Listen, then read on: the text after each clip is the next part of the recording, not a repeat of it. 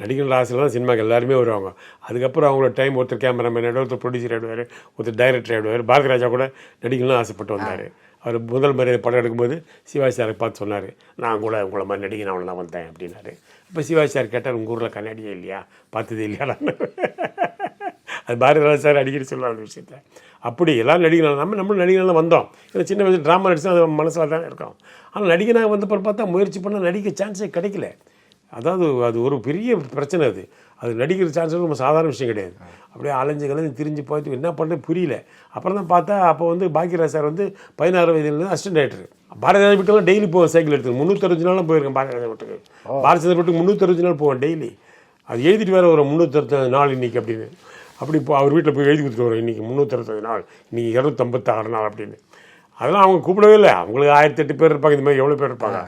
அப்போ போகும்போது அவர் நடிக்க ட்ரை பண்ணும் போது கிடைக்கல. Bhagyaraj 16 assistant director. அப்புறம் பார்த்தா அடுத்த படத்தில் பார்த்தா சிவபிரகாஷ் வசனகர்த்தா. அதுக்கப்புறம் பார்த்தா புதிய அப்படி ஹீரோ. நல்ல ரூட் ஆகுது இது, அப்படி போயிடுவாங்க. பாரதிராஜா அப்படி பண்ணால் அப்போ வந்துடுவார்னு சொல்லிட்டு பாரதிராஜா அசிஸ்டன்ட் சேர்ந்து ட்ரை பண்ணுறேன். அப்பவும் கிடைக்கல. அப்புறமா காரைக்குடி நாராயண்கிட்ட சேர்ந்து ஒரு பாரதிராஜா அசிஸ்டன்ட் சேர்த்து போய் தான் போனேன். நான் பாரதிராஜா ஆஃபீஸ் மேலே, காரைக்குடி நாராயண் ஆஃபீஸ் கீழே.